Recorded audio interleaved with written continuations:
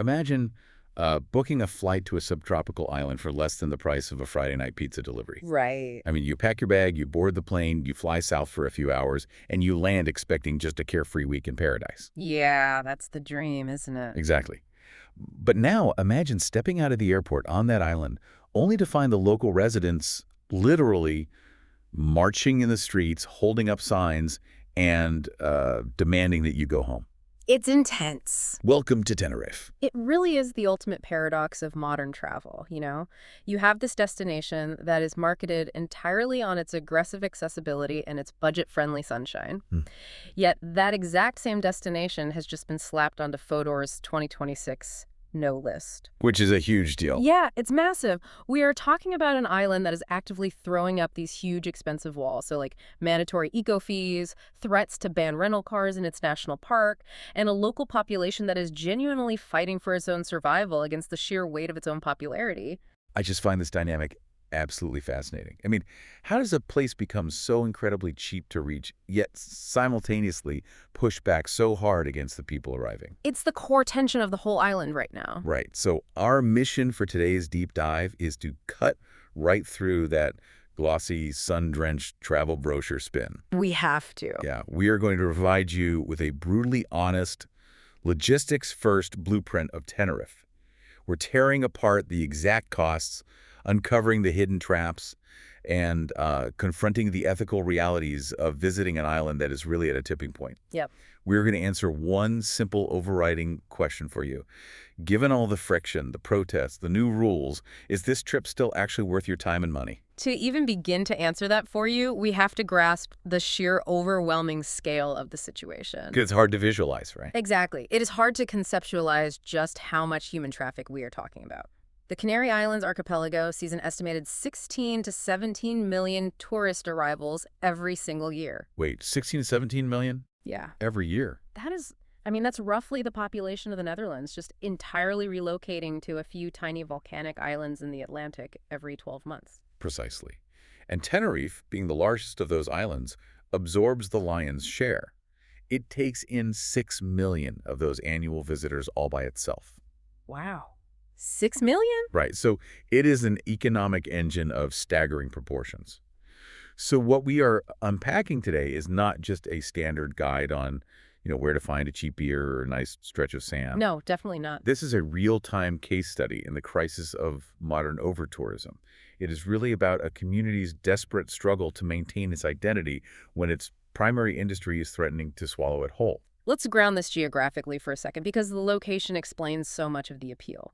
So Tenerife is located roughly 300 kilometers off the coast of Morocco, Right. which means you are sitting much closer to the Western Sahara than you are to mainland Europe. And that proximity to Africa is what guarantees the incredible year-round sunshine that Europeans are craving. Yeah, that sunshine is the main product. But that sunshine has brought a breaking point. I was looking at the sources, and ATAN, which is the oldest and most prominent conservation group on the islands, they released a statement recently that really stopped me in my tracks. Yeah, their wording was incredibly strong. Very strong. They warned that the residents of Tenerife are actively losing their identity, their culture, and ultimately their right to exist as a community. That is a remarkably heavy existential warning for a place that most people associate strictly with, like sunburns and cheap cocktails. Seriously. When a grassroots conservation group uses phrases like losing the right to exist, they aren't just being dramatic about crowded beaches or, long lines at a hotel buffet. Right, it's deeper than that. They are talking about fundamental systemic displacement. And the mechanism driving that displacement, the core issue that's actually sparking these protests, is the housing market. I was looking at the mechanics of this housing freeze, and it's basically a real estate game of musical chairs, where the locals have had their chairs completely pulled out from under them. That's a great way to put it. The government has had to step in and freeze the issuance of new holiday rental licenses, handing power to local municipalities to zone or cap tourist apartments, just to literally save residential housing. And if you break down the math of why that freeze is happening, it is a direct clash between the lucrative short-term rental market and the basic survival of the local workforce. The math is brutal. It is just simple economics. If you own an apartment in a desirable area, you can make an entire month's worth of local residential rent in just 5 or 6 days by putting that property on a holiday booking site. Oh, wow. 5 days. Yeah. So what happens? The long-term rental market simply evaporates. Which means the people who actually keep the island running, I mean, the nurses at the local clinics, the teachers, the baristas, the hotel staff, they're completely priced out of their own hometowns. They are forced to move further and further away from the economic centers just to find a roof over their heads. You end up with this completely hollowed out community. It raises a terrifying prospect for the island's future. Which brings up an obvious comparison for me. I mean, is Tenerife just becoming the next Venice? That's the big question. Right. Are we looking at a beautiful sun-baked shell that exists only for tourists, where the local culture is just a performance put on for visitors? Or is there still a real Tenerife hiding in plain sight? That is the crucial distinction, and it fundamentally changes how you approach visiting as a traveler. How so? Because Tenerife is not one uniform, concrete theme park. It is essentially two completely different worlds sharing the exact same landmass, split right down the middle by a massive volcanic ridge. The two Tenerifes. Okay. I love this concept. Let's break down how this works, because understanding this geographical divide it's really the single most important key to unlocking the island. Let's look at the physics of it first. Mount Teide, the volcano at the center, is massive. It's the highest peak in Spain, right? Yes. And it creates what is called orographic lift. So the trade winds blow in from the northeast, they hit the mountains, and they are forced upward. Okay. As the air rises, it cools, condenses, and basically dumps all its moisture on the northern half of the island. By the time that air crests the ridge and travels down into the south, it is completely dry. Which creates two entirely distinct microclimates on one island. It's wild. So the south, which encompasses places like Costa Adeje, Playa de las Americas, and Los Cristianos, is sitting in a permanent rain shadow. Exactly. It is desert dry, it features this arid, rocky landscape, and it is reliably sunny almost 365 days a year. And because of that guaranteed weather, that is exactly where the mass tourism industry planted its flag. Makes sense. It is densely packed with massive resort towers, sprawling concrete promenades, Irish pubs, all-day English breakfast cafes. It is engineered from the ground up to extract money from holidaymakers. But then you have the counterbalance to all that, which is the north. Because it catches all that moisture from the trade winds, the north, so areas like Puerto de la Cruz, the historic town of La Orotava, and the capital city, Santa Cruz is dramatically different. Completely different vibe. It is lush, it is green, and it is slightly cooler. You actually get occasional cloud cover there. Yeah. And because it wasn't historically just carpet-bombed with resort developments, it has retained its authentic Canarian colonial architecture. So instead of sprawling water parks, you're driving past massive terraced banana plantations. It is a total geographical segregation of the tourist economy. The south is the engine, but the north is the soul. Right. Which means if you are planning to go, Yeah. you can't just treat Tenerife like a generic beach drop.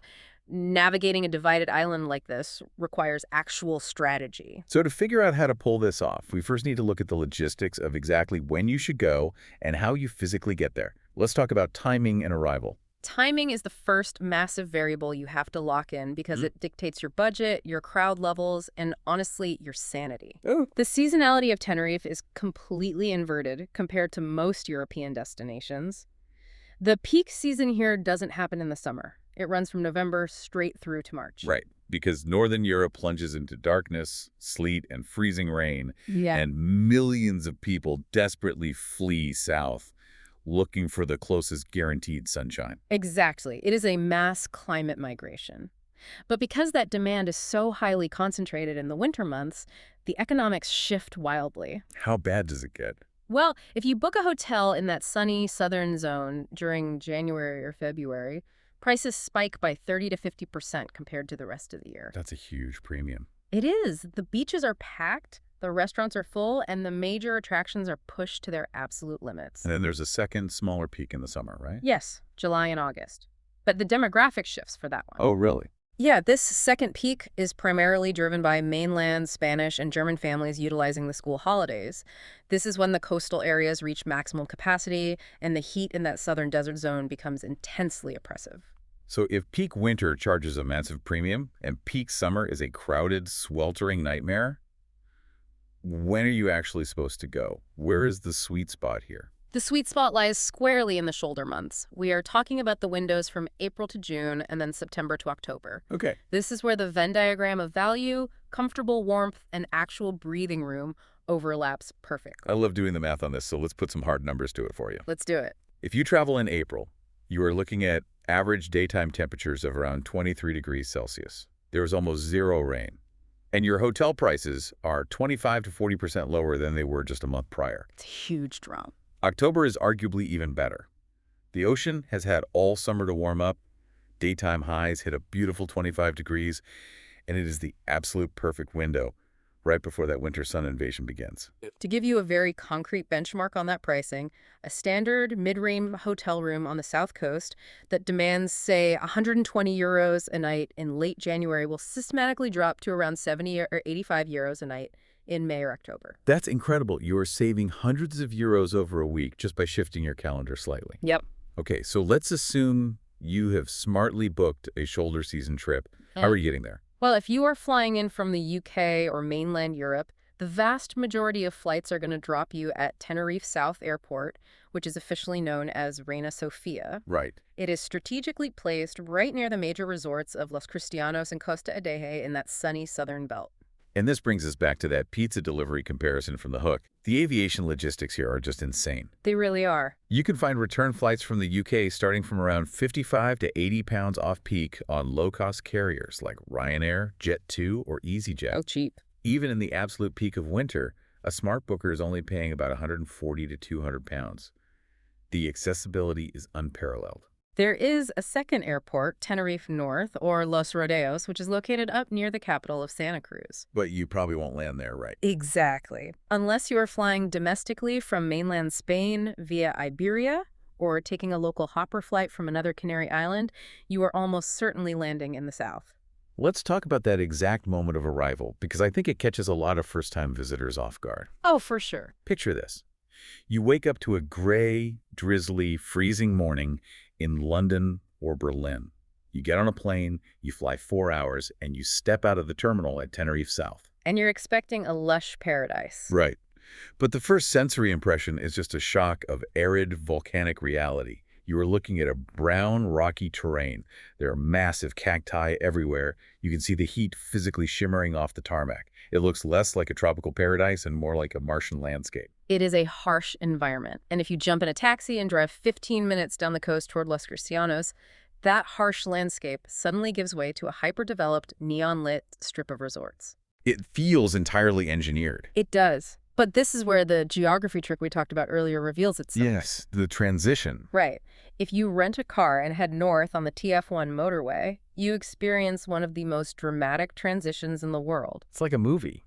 You are driving through this brown, arid desert, and then you hit the tunnel that cuts through the mountain ridge. You drive through the darkness, you emerge on the other side toward La Orotava, and it is like you have walked through a portal into a different country. The air is suddenly crisper. Yeah. You are surrounded by lush green ravines, vast banana plantations, historic colonial architecture, and looming above you is the massive snow-dusted peak of Mount Teide. It visually reinforces everything we just discussed about the two distinct worlds. But navigating between those worlds brings us to the next logistical hurdle, which is transport. Right. If your goal is simply to get from the South Airport to a nearby resort and literally not move for a week, it is incredibly easy. The TITSA public bus network is fantastic. It's very reliable. Line 1111 connects the airport directly to Los Cristianos and Costa Adeje.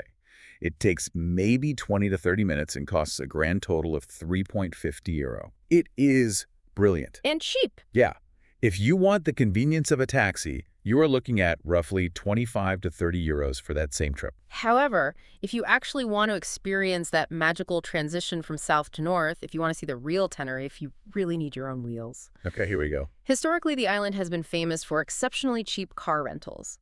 Local companies like Autorizon and Sakar consistently offer vehicles starting at just 15 to 20 euros a day. Okay, wait, I'm confused. We just talked in the intro about the island threatening to ban rental cars in the national park. Yeah. But now we are saying that renting a car for 15 euros a day is the only way to see the authentic side of the island. Yeah. How is a visitor supposed to navigate that contradiction? That confusion is exactly the friction point Tenerife is experiencing right now. For decades, the entire infrastructure of the island was designed around the freedom of the cheap rental car. It was the government's way of encouraging tourists to leave the southern resorts and spread their spending into the northern towns and rural areas. Which makes sense on paper. But they succeeded too well. Now, the sheer volume of those 15-a-day cars is actively choking the island. The mountain roads are gridlocked, and the fragile ecosystems around the national park are being degraded by thousands of daily vehicles. So the infrastructure built to save the island's economy is now destroying its environment. Precisely. They are trying to pull back the reins. So for the moment, renting a car is still cheap and highly recommended if you want to escape the resorts. But you must understand that you are traveling during a volatile transition period. The era of driving wherever you want, whenever you want, is rapidly coming to an end. Which means you have to be incredibly intentional about your logistics. Let's assume you manage to secure your transport. The next massive variable in your budget is your daily cost of living. Where you are going to sleep and what you are going to eat. Exactly. And the price gap here, depending on the choices you make, is absolutely staggering. The accommodation market in Tenerife is fascinating because it truly caters to every conceivable demographic.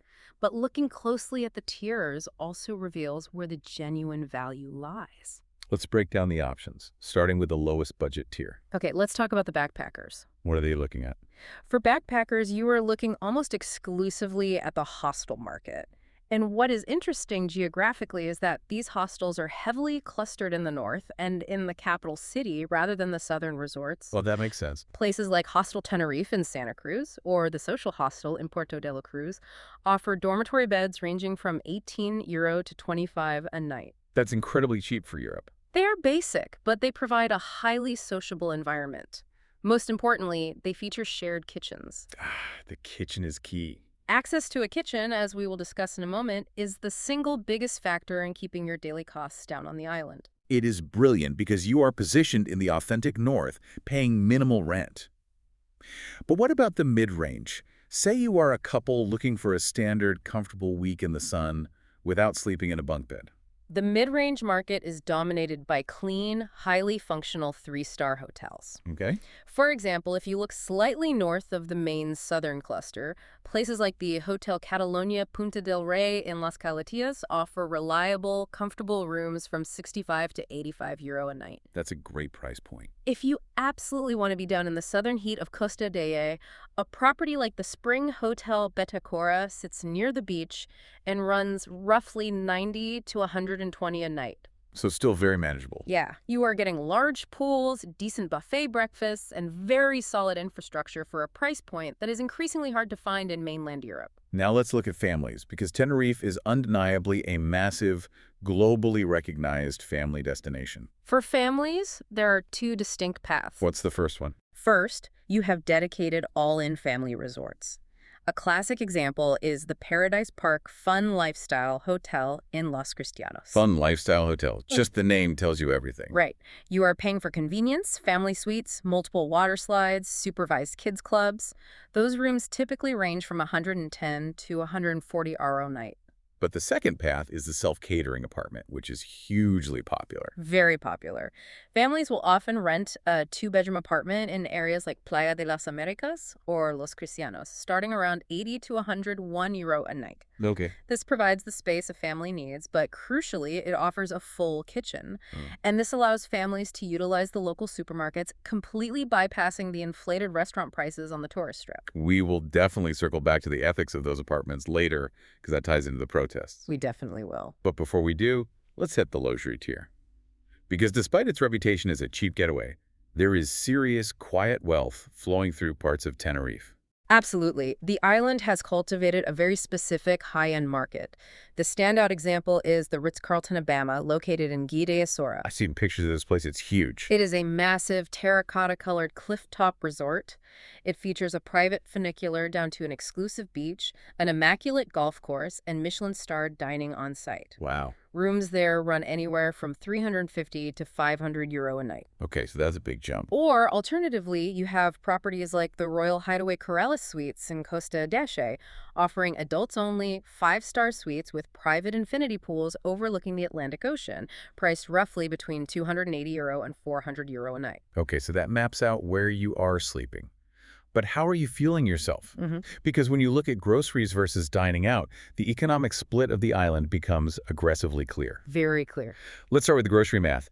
If you are a backpacker in a hostel or a family in a self-catering apartment, your best friends are the local supermarkets. Yep. The main chains to look for are Mercadona, Lidl, Alcampo, which operates a massive hypermarket in Santa Cruz, and Hyperdino, which is the local Canarian chain with the widest footprint on the island. And when you walk the aisles of those supermarkets, the prices are genuinely surprising compared to much of Western Europe. Give me some examples. A fresh loaf of bread is about 1.21.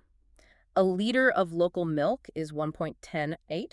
You can grab a dozen eggs for 2.50, and a kilogram of fresh chicken breast is only around 7. That's amazing. Even fresh produce is incredibly reasonable. Apples are roughly 2 a kilo. I was actually crunching the numbers on a hypothetical family grocery shop. Okay, what did you find? If a family of 4 commits to buying local ingredients, making their own breakfasts, packing sandwiches for the beach, and cooking a few simple dinners, they can easily manage a full weekly grocery shop for 50 to 70 euros total. That is just unheard of in the UK right now. Exactly. That is meaningfully cheaper than mainland Spain, and roughly half the price of what that exact same cart of food would cost in a UK supermarket. It is an incredible way to slash your budget. It is half the price, which makes the self-catering option incredibly appealing.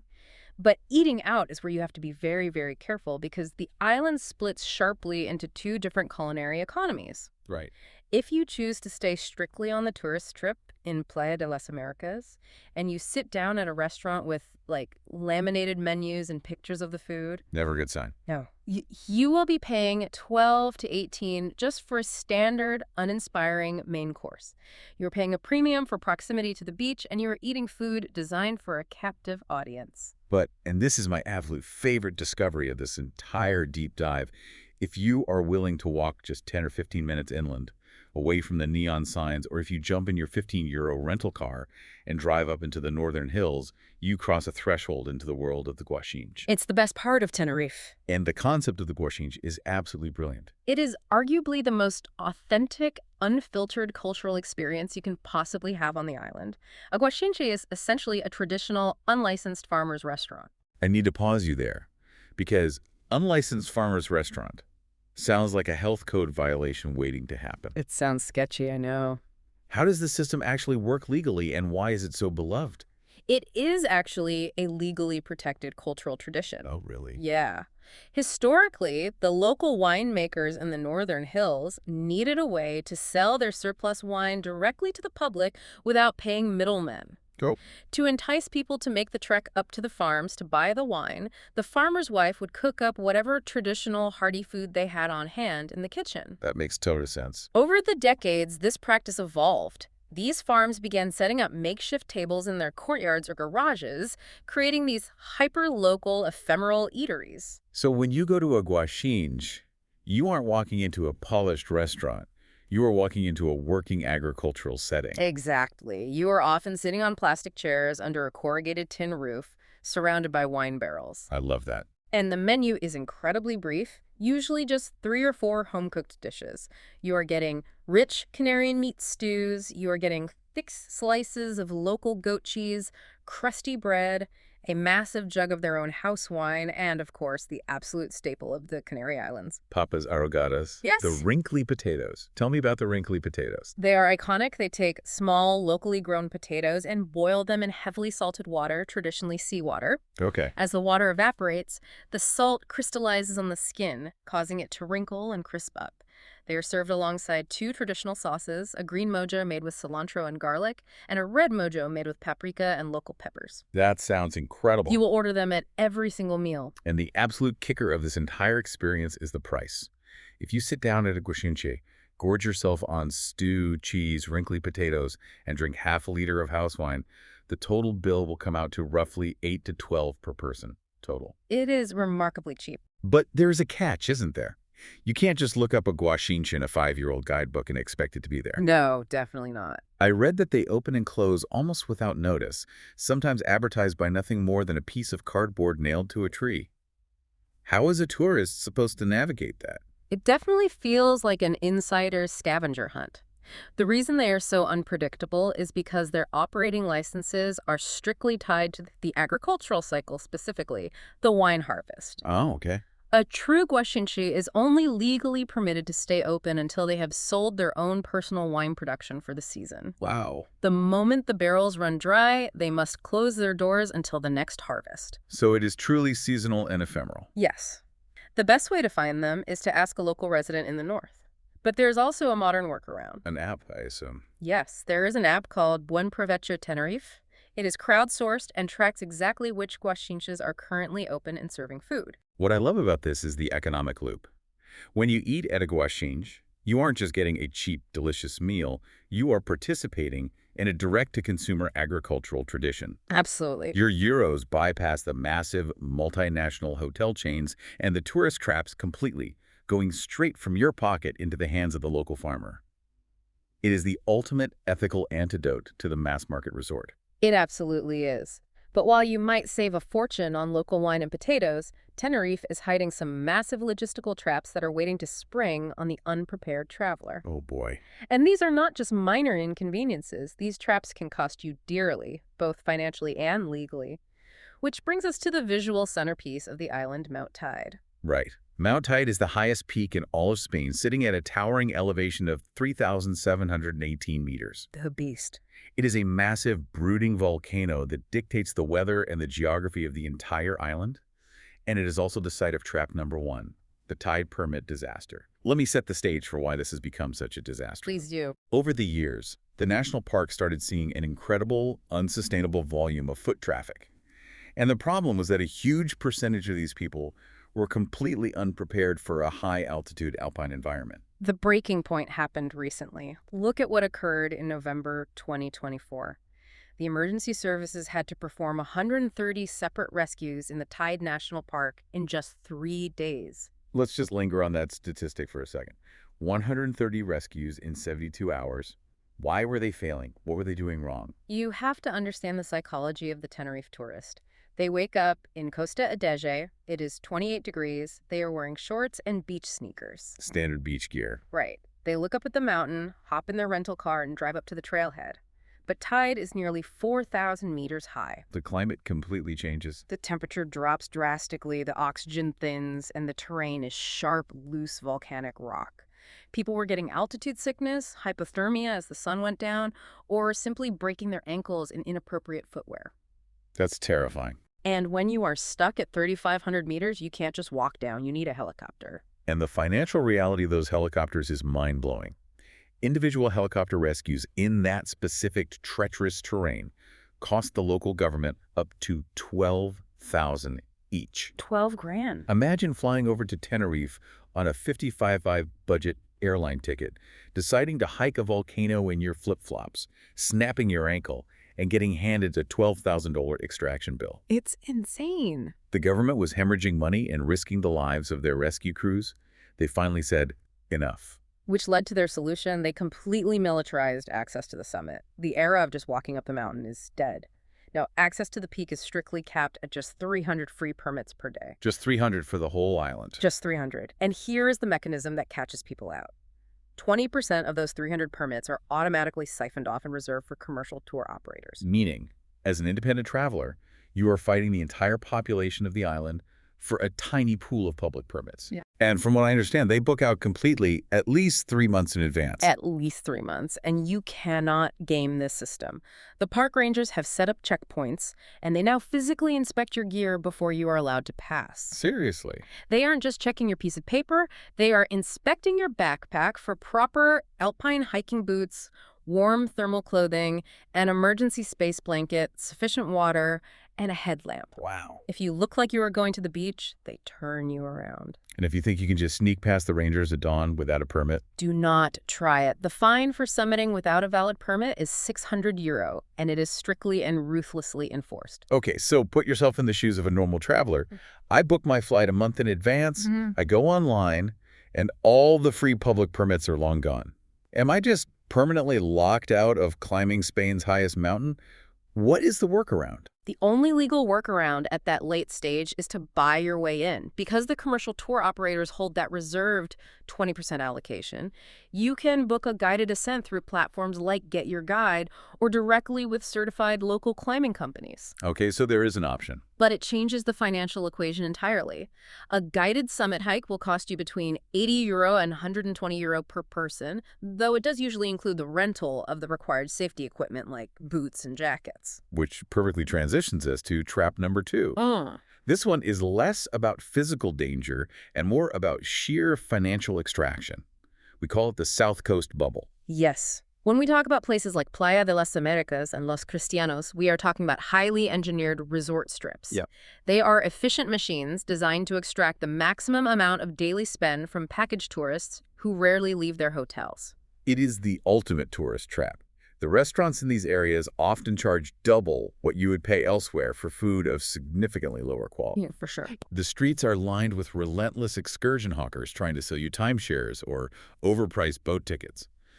You could easily spend an entire week inside this bubble, drop a fortune, and never taste a single authentic Canarian meal or meet a local who isn't actively trying to serve you a drink.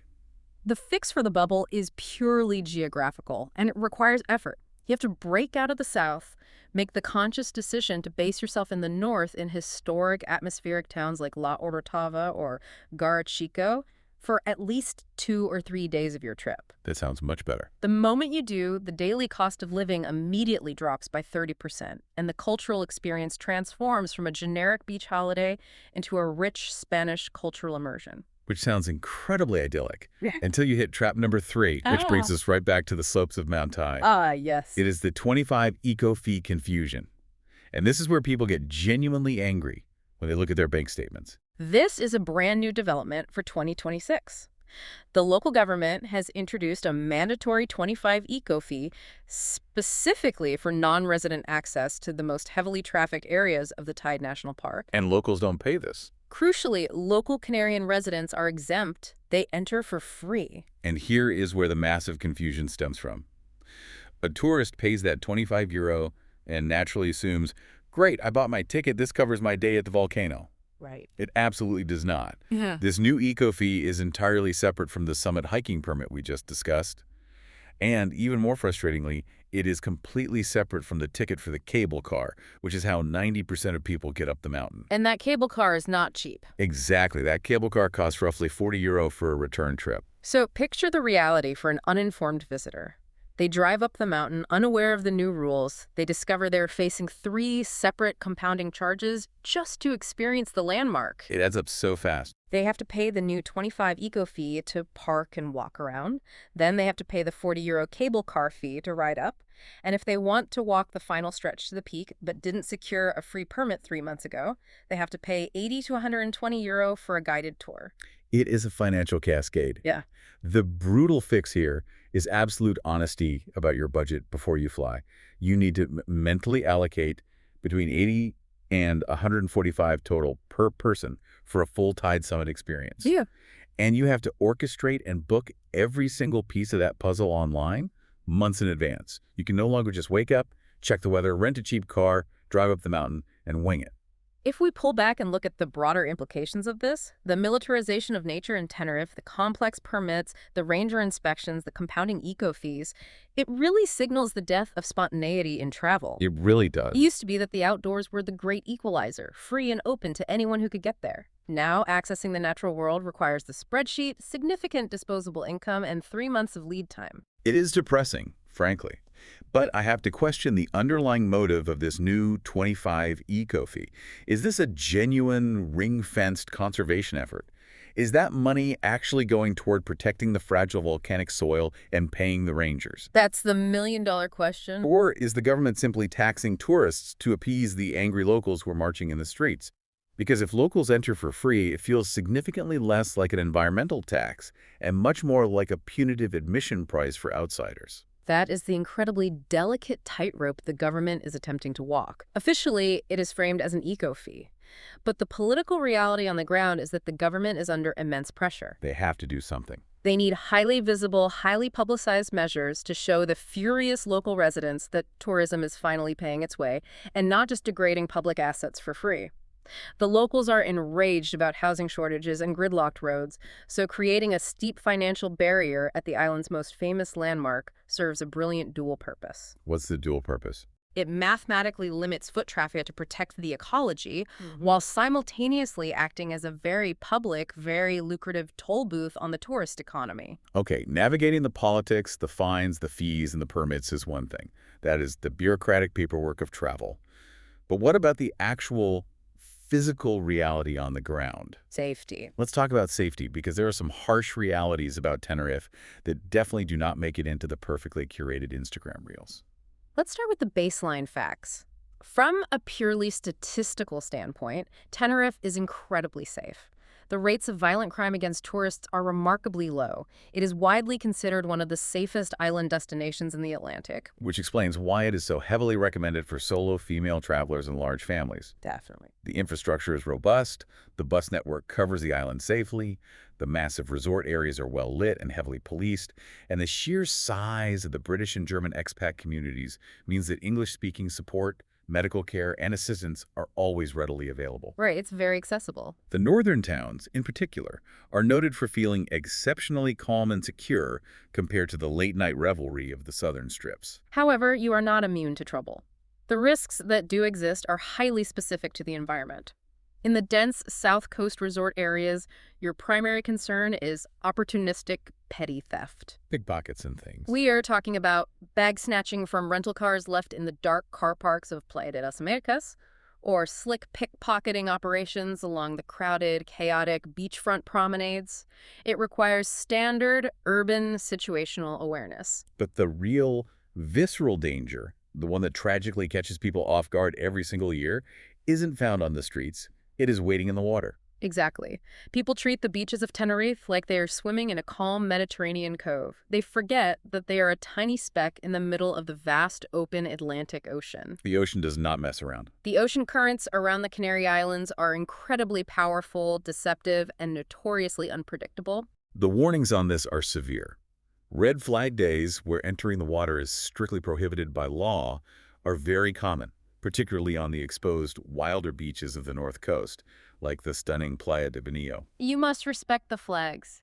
Do not let the sunshine lull you into a false sense of security. Drownings happen every single year because tourists underestimate the sheer pulling power of the Atlantic undertow. And while we are discussing physical safety, we have to mention a highly specific biological warning for families regarding Mount Teide. This one is so important. Families flock to Tenerife for attractions like Siam Park, which is this sprawling Thai-themed water park in the south that constantly wins awards as the best water park in the world. It's massive. They do Siam Park, they do the beaches, and then they decide to take the whole family up the volcano for a fun day out. But when they do, they hit a biological wall. It is a matter of physiology. Children under the age of about 8 should not attempt the summit of Teide. Really? 8 years old? Yes. Even just taking the cable car, which rapidly whisks you from the base station up to an elevation of 3,555 meters in a matter of minutes, can cause severe altitude discomfort, dizziness, and acute sickness in young children. That makes sense. Their bodies can't handle the change. Their bodies simply cannot acclimatize to the sudden lack of oxygen fast enough. It is a massive elevation gain in an incredibly short window. It is physically punishing. But let's pivot away from the warnings for a moment. Good idea. Let's talk about the good stuff. Because despite the traps, the altitude sickness, and the ocean currents, when Tenerife delivers, it delivers some truly spectacular, world-class moments. Let's look at the highlight reel. What is actually worth the effort? Sitting at the very top of that list is the experience of standing inside the Teide caldera at sunset. Those who have done it describe it as an almost religious geographical experience. I've heard it's breathtaking. As the sun drops, the volcanic rock turns this deep, glowing amber. You are standing physically above the cloud layer looking out, and you can watch the massive pyramidal shadow of the peak stretch out for miles across the sky and the ocean. It feels like you are standing on the surface of Mars. Next on the list is the village of Mosca. Getting there is an adventure in itself. You have to drive your rental car down this terrifying, insanely winding, single-lane cliff road. It's a white-knuckle drive for sure. But once you arrive, it delivers a dramatic, plunging gorge hike that weaves through towering rock walls and ends at an isolated, pristine black sand beach. It is breathtaking. And you cannot ignore the marine life. Because the ocean shelf drops off so dramatically near the island, there is a permanent resident population of pilot whales and bottlenose dolphins living off the southwest coast. That's incredible. Sightings are near guaranteed year-round. You can walk down to the harbor in Los Gigantes, pay a local boat operator 15 to 25 euros, and be out on the water surrounded by whales in 20 minutes. And don't forget the natural rock pools in Gatachico. Decades ago, a volcanic eruption sent a river of lava flowing right through the town and into the sea. Nature's swimming pools. When it cooled, it formed these complex, interlocking geometric rock pools right on the ocean's edge. Today, they are essentially natural swimming pools. They are spectacularly photogenic, the water is crystal clear, and accessing them is completely free. They are beautiful, but to maintain our brutal honesty, we also have to examine the honest disappointments. The reality checks that leave tourists feeling a bit shortchanged. And the first one is purely aesthetic. We have to admit that parts of the southern tourist engine, specifically around Playa de las Americas, are genuinely ugly. They really are. We are talking about dense, unimaginative concrete hotel towers, harsh neon signage, artificial beaches, and the kind of rowdy, alcohol-fueled tourist behavior that you could find on any generic, lower-tier resort strip in the Mediterranean. If you're looking for cultural enrichment, you will not find it there. Then there is the reality of the famous black sand beaches. This is perhaps the ultimate example of mismatched expectations in modern travel. Oh, I love the physics of this point. It is the perfect Instagram versus reality moment. Oh, totally. You scroll through social media and you see these moody, gorgeous, highly edited, cinematic photos of models lounging on a striking black volcanic sand. It looks incredibly chic. But people completely forget basic thermodynamics. Black absorbs heat. Precisely. By midday, under the intense Canarian sun, that black sand absorbs so much solar radiation that it effectively acts like a frying pan. It literally burns the soles of your feet. In reality, you aren't lounging elegantly on a towel reading a book. Yeah. You are hopping from foot to foot, sprinting frantically from your sunbed to the water's edge just to avoid getting second-degree burns on your toes. It is a painful lesson in geology, but perhaps the biggest environmental disappointment, and the one that tourists rarely research or anticipate beforehand, is a phenomenon known as the kalima. I need you to describe the physics of the kalima in depth, because the visual of this is wild. It sounds like something out of a dystopian sci-fi movie. The kalima is a severe meteorological phenomenon. Because Tenerife is located just off the coast of Africa, it sits directly in the path of the trade winds blowing off the Sahara Desert. Right. Periodically, especially during the winter months, massive dust storms kick up in the Sahara. These winds carry millions of tons of fine, suspended sand and dust directly across the ocean and slam them into the Canary Islands. So picture this from a tourist's perspective. You have spent months looking forward to your European sunshine holiday. You pack your swimwear, you fly 4 hours south, you wake up on your first morning and you step out onto your hotel balcony. And you expect blue skies. Exactly. But instead of blue skies, the sky is a murky, eerie, oppressive orange. The visibility drops to near zero. You can't even see the ocean from the beach. It's so disorienting. The air is thick, dry, and hot. You are literally breathing in fine, gritty dust from the Sahara Desert. And this isn't a brief passing shower. A severe kalima can stall over the island and last for days at a time. It completely blanks out the sun. It coats everything, the rental cars, the cafe tables, the hotel swimming pools, in a thick layer of fine brown dirt. That sounds awful. It exacerbates respiratory issues, and it completely ruins the classic beach experience. It is a very harsh, sudden reminder of the island's actual geographic reality. So let's pull all of this together. If the South can feel tacky, ugly, and overpriced, and the main volcano requires a complex, stressful spreadsheet of permits and fees just to look at it, and the beautiful black sand physically burns your feet, and the sky occasionally turns into a choking orange dust storm, should you just skip Tenerife entirely and go somewhere else? Let's explore the alternatives and build our final "is it worth it" matrix. If the logistical hurdles of Tenerife feel too high, there are two very strong alternatives that offer a similar climate but a different experience. The first is literally right next door, Gran Canaria. It is so close. It is only 80 kilometers away. You can catch a high-speed ferry from Santa Cruz for about €30, and you are there in an hour. Gran Canaria offers an almost identical year-round climate, but the landscape is distinctly different. Instead of a towering central volcano, it is famous for the massive, sweeping Maspalomas sand dunes in the south. Beautiful. But crucially, the metrics show that Gran Canaria operates with roughly 20% less tourist saturation than Tenerife.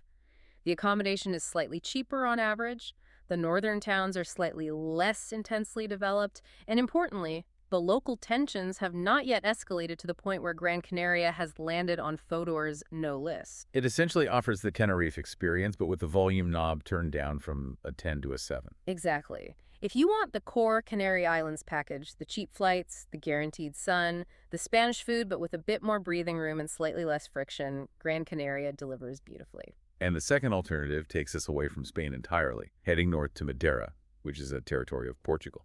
Madeira is roughly a 90-minute flight north of Tenerife. It boasts a similar incredible subtropical climate and dramatic, plunging volcanic scenery.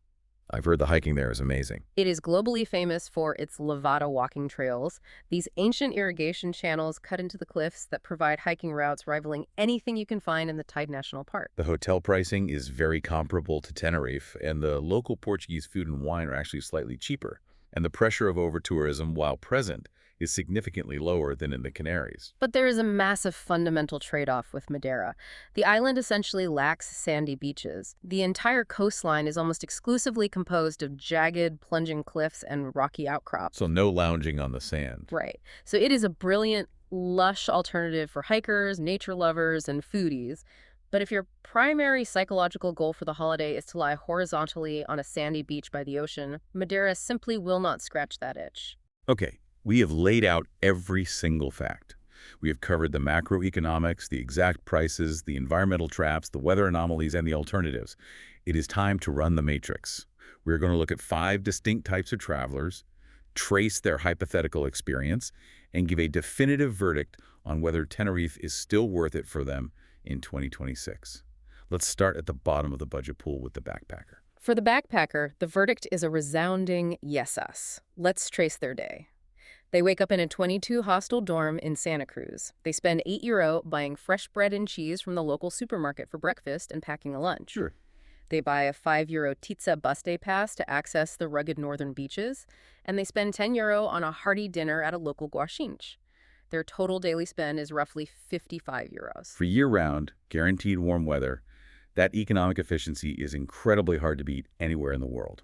It is. If a backpacker is smart enough to stick to the north, utilize the highly reliable public buses instead of renting a car, and eat locally within the agricultural loop, Tenerife remains one of the absolute best value destinations on Earth. Especially in the winter. Your budget stretches infinitely further here than it would in a comparable winter sun destination like the Caribbean or Southeast Asia, especially when you factor in the cheap flights. Okay, moving up the ladder.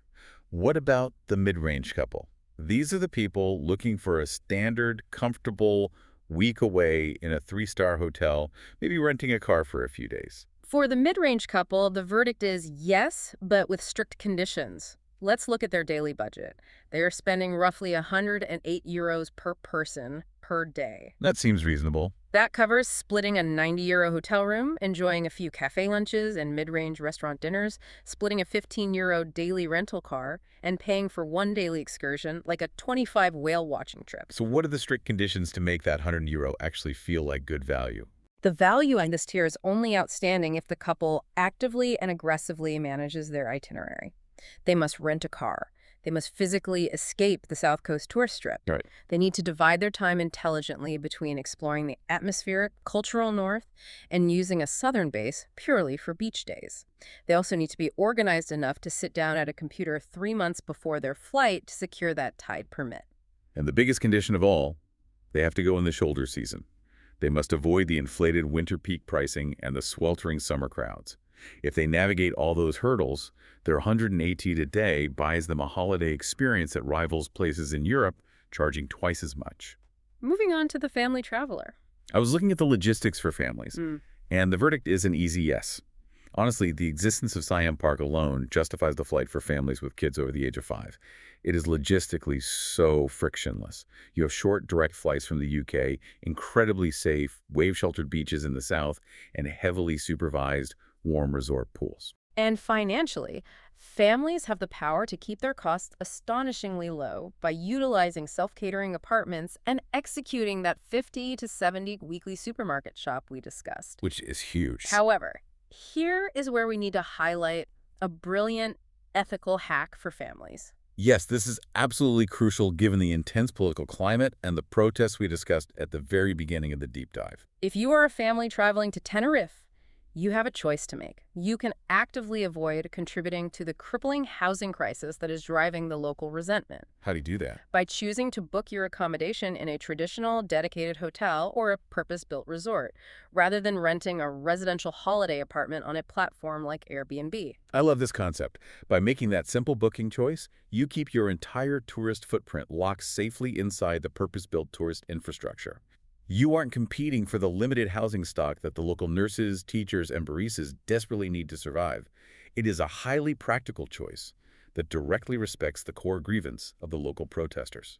Exactly. It allows you to enjoy the beauty and convenience of the island while respecting the community's economic boundaries. Okay, what about the luxury traveler? The ones who don't care about the price of eggs at Mercadona? For the luxury traveler, the verdict is yes, with conditions. A luxury daily budget in Tenerife runs around 420 euros per person. What does that actually buy you? That gets you half of a 400 euro five-star resort room, a massive fresh seafood lunch, a multi-course fine dining dinner, private stargazing tours on the volcano, and high-end spa treatments. 427 a day is serious money, but when you benchmark that against the broader market, properties like the Ritz-Carlton Abama are delivering genuine world-class five-star experiences at 40 to 50% below what you would pay for equivalent luxury in places like the Amalfi Coast, Santorini, or Sardinia. So the pure financial value is definitely there. But the condition is strict expectation management. Tenerife's luxury offering is highly localized. It exists in tiny gated pockets. So you can't really leave the resort. The moment you step outside the manicured gardens of your luxury resort, the surrounding south coast can instantly feel aggressively mass market and slightly tacky. If you are a luxury traveler who wants an island where everything feels premium from coast to coast, where every local town, cafe, and marina exudes wealth, you are better off spending more money to go to Sardinia or St. Bart's. Tenerife is luxury in a bubble. And finally, the modern wild card, the digital nomad. The verdict for digital nomads is a massive, unequivocal YES. It seems like an absolute no-brainer. If you look at the monthly math, you have a total cost of living hovering around 1,200 euros to 1,500 euros per month, which includes renting a comfortable apartment. You get year-round warmth, fast, highly reliable European standard Wi-Fi, incredibly established co-working spaces in towns like Santa Cruz and Puerto de la Cruz, and a massive pre-existing community of international remote workers. And the crucial logistical detail that seals the deal is the time zone. Tenerife operates on GMT or GMT+1. That's the secret weapon right there. So, you're sitting on a sunny island, but you are perfectly aligned for working synchronous hours with clients and offices in the UK or mainland Europe. You don't have to wake up at 3 a.m. for a Zoom call like you would in Bali. It is arguably the single best value, most logical base in Europe for a remote worker chasing guaranteed winter sunshine. It is amazing how perfectly that entire matrix balances out. When you lay it all on the table, you have an island of incredible geographical value, phenomenally cheap groceries, and world-class, budget-friendly infrastructure. But on the exact same hand, it is entirely overshadowed by intense logistical hurdles, confusing permits, compounding eco-fees, and a local population fighting desperately for a sustainable balance against the very industry that feeds them. It is an island of absolute extremes. And looking closely at the friction in Tenerife really forces us to look at the broader global trajectory of how we travel. It absolutely does, which leaves us with a fascinating and honestly slightly uncomfortable philosophical question to mull over as we wrap up. As budget destinations like Tenerife are increasingly forced to implement these 25 eco-fees, strict permit lotteries, and residential rental freezes just to physically survive their own popularity, are we witnessing the end of the croup, spontaneous European sun holiday? In our desperate, necessary attempt to save these fragile islands from being loved to death by millions of budget travelers, are we inadvertently turning travel back into an exclusive luxury that only the rich or the incredibly highly organized can afford? It is the ultimate paradox of modern travel. The easier and cheaper it gets to fly somewhere, the harder and more expensive it becomes to actually experience the destination once you arrive. We started this deep dive talking about how easy the old formula was. Finding a $55 budget airline ticket for less than the cost of a pizza delivery, throwing some shorts in a bag and just going. But as we've seen today, the airline ticket is just the cover charge.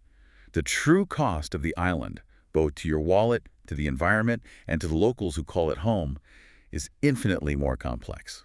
We want to thank you for joining us on this deep dive, and we encourage you to think critically about your own footprint on your next adventure. That is the honest verdict from Phil and H.